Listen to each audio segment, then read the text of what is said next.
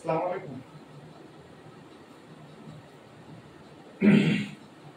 তোমরা সবাই কেমন আছো?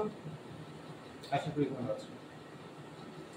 তো প্রত্যেক দিনই তো আমরা দেখা যায় শুধু ম্যাথ আর ম্যাথ করি। তো আজকে আমি ভাবছি আজকে আর ম্যাথ করাবো না। আজকে তোমাদের সাথে একটু গল্প করব এবং পাশাপাশি আমার লাইফে ঘটে যাওয়া একটা ছোট্ট চিঠির ঘটনা তোমাদের খুলে বলবো। আজকে নো পড়াশোনা, শুধু আনন্দ করবো, গল্প করবো।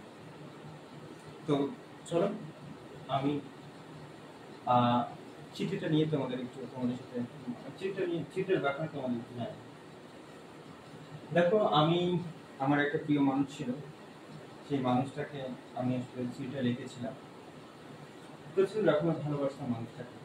তো দেখি তাকে লেখা আমার লাইফের এটাই ছিল শেষ চিঠি।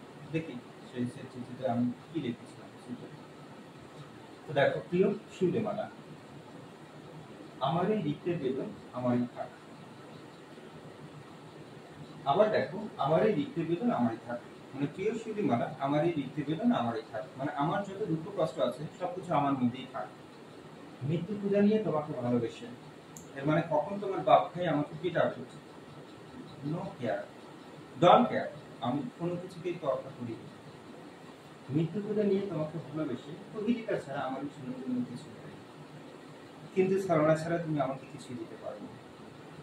তারপর লাইনে দেখো, তাই বটের ছায়াতে বসে, মানে নিরিবিলিতে বসে অগ্নিবীণা ও বিষের বাঁশি বাজে। আচ্ছা ভাইয়া বলো, অগ্নিবীণা ও বিষের বাঁশি কখন বাজায়? আমরা গ্রাউন্ড ছিলেন দেখেছি যে আসলে যখন একজন মানুষ আসলে নাগ কিংবা নাগিনী কাটে, তখন তাকে বাঁচার জন্য আমরা কি করতাম? একটা বিন বাজাতাম। সেই বিনে যদি দেখা যায় নাগ নাগিনী এসে যদি মানুষটার কাছ থেকে বিষটা উঠায় নেয়, তাহলে মানুষটা বেঁচে যেত। আর যদি নাগ নাগিনী না আসতো, তো তাহলে যে ব্যক্তিটা বিনটা বাজাইতো সেই কিন্তু মারা যেত।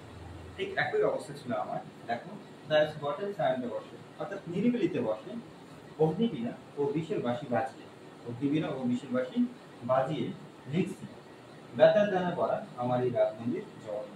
মানে আমার যত দুঃখ কষ্ট যত কিছু আছে সবকিছু আমি কোথায় রেখে গেলাম?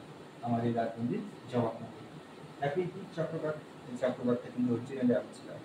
তো তাহলে দেখো, প্রতিটা মানুষের জীবনে ভালোবাসা থাকবে, কিন্তু কারো ভালোবাসা পূর্ণ হয়, আবার কারো ভালোবাসা পূর্ণ হয় না।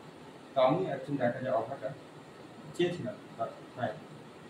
তো এখানে দেখো, আমরা এই চিঠিটা একটু লক্ষ্য করি। দেখো, হ্যাঁ, এইখানে কিছু শব্দ আমরা লাল কালি দিয়ে আন্ডারলাইন করা আছে বা মার্ক করা আছে, কোড করা আছে। সেই শব্দগুলো দেখে আমরা দেখাই।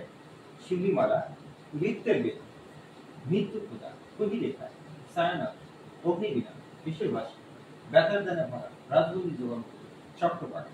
আচ্ছা, তোমরা এই শব্দগুলোর দিকে, এই শব্দগুলোকে ফোকাসে এনে তোমরা বলতে পারবা যে আসলে এই শব্দগুলো কোন কবির কাব্যগ্রন্থ। আশা করি অনেকেই তোমরা আসলে মনে করতে পারছো যে আসলে দেখো তো, এই এই এই শব্দগুলো কোন কবির সাথে আসলে কোন কবির সাথে আসলে জড়িত। সেই কবিতা ছিল, দেখো সেই কবি ছিল তোমার হচ্ছে কাজী নজরুল ইসলাম। তোমরা দেখো পড়ছো কাজী নজরুল ইসলামের অভিকৃত শক্তির উদ্বোধন। তো সেখানে কিন্তু এই কাজী নজরুল ইসলামের জীবন বৃত্তান্ত আলোচনা করা আছে। তো তাহলে দেখো, এই সমস্ত এই যে দেখো লাল কলম দিয়ে যে শব্দগুলো আমি কি করছি, মার্ক করছি, এগুলো ছিল কাজী নজরুল ইসলামের কিছু কাব্য। তো আমি যখন আসলে তোমাদের মতো পড়াশোনা করছি 9 তখন আসলে আমি সবসময় ভাবতাম যে কিভাবে একটা জিনিসকে আমি মাথায় রাখবো, কিন্তু এত কিছু বড় মাথায় রাখা সম্ভব?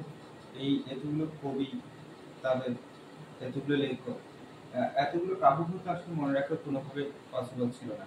তো এই জন্য তখন থেকে আমি ভাবতাম যে আসলে আমি কি করবো, আল্লাহ এখান থেকে যদি অবজেক্টিভ আসবে, তো তাহলে আসলে কি করবো, এতগুলো মনে রাখা সম্ভব না। তাই চেষ্টা করছি এইখানে তার বিখ্যাত যে যে আসলে কাব্যগ্রন্থগুলো প্রায় পরীক্ষা আসে, ওগুলো বাছাই করে আমি এখান থেকে কি লিখছি, একটা চিঠি লিখেছিলাম। তো চিঠিটা দেখো আজও আমার মনে আছে। আশা করি তোমরা এই চিঠিটা মনে রাখবা। এই চিঠিটা মনে রাখলে হয়তো দেখা যায় কাজী ইসলামের এমসিকিউ আসতে পারে যে নিচের কোনটি কাজী ইসলামের কাব্যগ্রন্থ, কিংবা চট্টোপাধ্যায় কার লেখা, এরকম প্রশ্ন আসতে পারে।